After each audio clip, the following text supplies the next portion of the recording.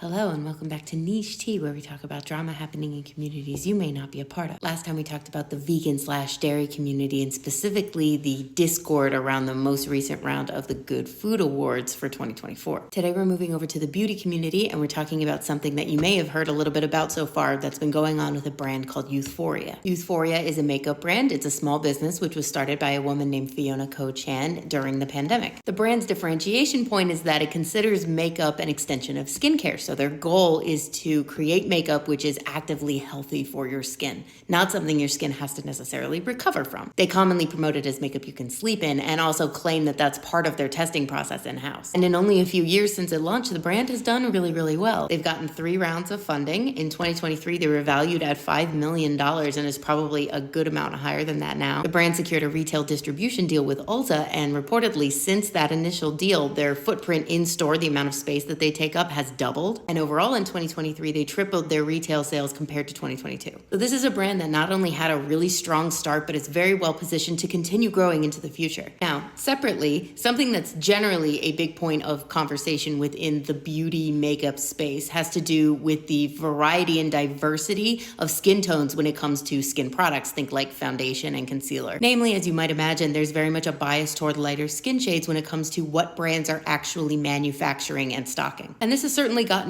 better over time, especially with Fenty Beauty coming on the scene. But even so, a lot of brands just really aren't stepping up the way consumers are coming to expect. You'll see situations where there's 30 or more shades in a foundation range, but only 5 of them are for actually deep skin tones. So the primary set of people who have been asking for more diversity so that they can get what they need are still not getting what they need. And while, yeah, brands like Fenty exist, and so there are some options, it's not just like a check, we did it once, therefore we don't need it again. No, the expectation is that this is now the baseline, and brands really just aren't living up to that in a lot of cases. Also, it is a little insane that multi-million-dollar makeup companies failed at this for so long that Black women had to come in and be like, fine,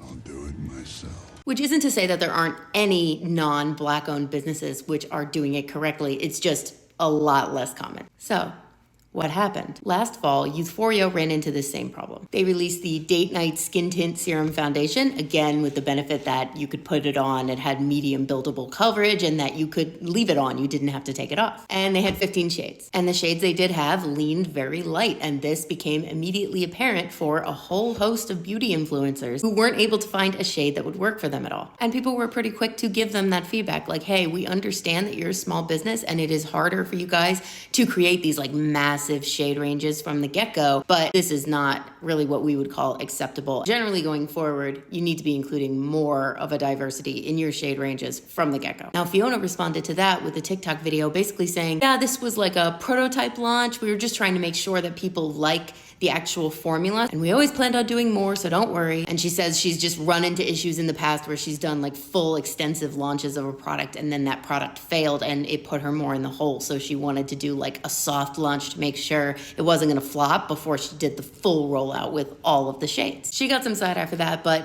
people pretty much moved on. Cut to 2023, Youthforia announces that they will be coming out with a full shade range for the foundation because it's done really well and people really love it. And so they'll be adding 10 shades to the shade range as it currently exists. So that brings us up to 25. Now, pretty immediately, people were like, these still lean pretty light, even within the darker ranges. There are only actually 5 that would be considered deep. But pretty quickly, people also picked up that one of the shades, the very darkest shade, was like really dark, which on its surface sounds like it could be good. However, a beauty influencer on TikTok named Gloria had tried the previous Youthforia foundation shade ranges, and their deepest shade was nowhere near a match to her skin tone. So she was very excited to try these deeper shades. Very quickly though, she realized that this deepest shade range that they have was quite simply just black, like straight black. Nothing else, just black. She then makes a video, which is currently sitting at 25 million views, where she has 2 swatches on her face and she says, which one of these is the Youthforia foundation and which one is black face paint? And you genuinely can't tell because that's what it is. People have gone through the formulation of it. It has no undertones to it at all. This makes it functionally unusable. No one has actual pure unfiltered black skin, which is immediately what people started commenting. In addition to what a complete slap in the face this felt like you got 5 deep shades and this is one of them. I saw someone's tweet saying that this was basically Euphoria going, fine, you want it here. Are you happy now? And I kind of have to agree because I also have yet to see a single person say, hi, this foundation is actually perfect for me. And even in their own behind the scenes videos, Euphoria showed that they even had a super hard time finding anybody who could model this shade. Now, one thing people started bringing up was that it's a mixing foundation. Like the goal of it was to say, we aren't in a position as a brand, Euphoria, to produce every single possible shade range. So what we're gonna do is we're gonna make the ones we think for whatever reason are most demanded or most needed, and then we'll add this very, very dark one because that way you can use it as a mixer to help blend the other shades down into the shade that you need, which could work, but 2 things. One, if that were done in good faith, I would think that there would be a white and a black and then a very even distribution of shades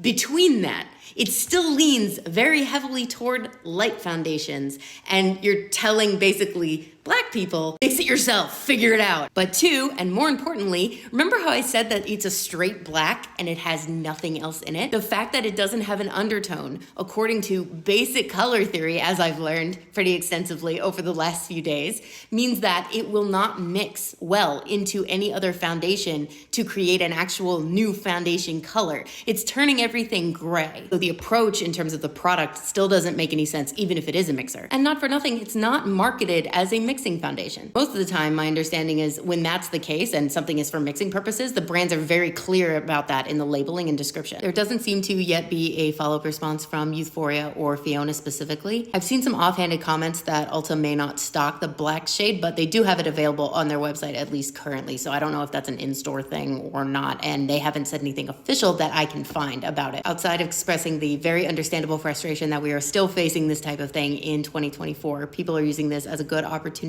to highlight brands, primarily black-owned brands, that do have very inclusive and extensive shade ranges for people with darker skin. I'll include some screenshots of a very prominent thread that is getting a lot of traction right now on Twitter that is highlighting some of these brands. So in case you are looking for something new, maybe you can find something that you haven't tried before here. If you have any brands that you love and have really good diverse ranges, please shout them out so people can try them. I am ill-equipped in almost any conceivable way to meaningfully contribute to the conversation, but I am happy to provide a platform. Hopefully we will hear from Euphoria soon, and hopefully it will be an acknowledgement of the misstep that this was and an action plan for how they plan to fix it. Currently, they're just limiting comments and seem to be hyping up positive responses to their stuff on their pages. I do think it's pretty funny, though. I was looking through the comments on Instagram, and whoever is managing their Instagram social interactions is probably using a third-party app, because I'm seeing situations where they clearly think that the comment they're responding to is one that's hyping them up, and it is not doing that, and they look very silly. Anyway, makeup brands, let's all learn from this, shall we?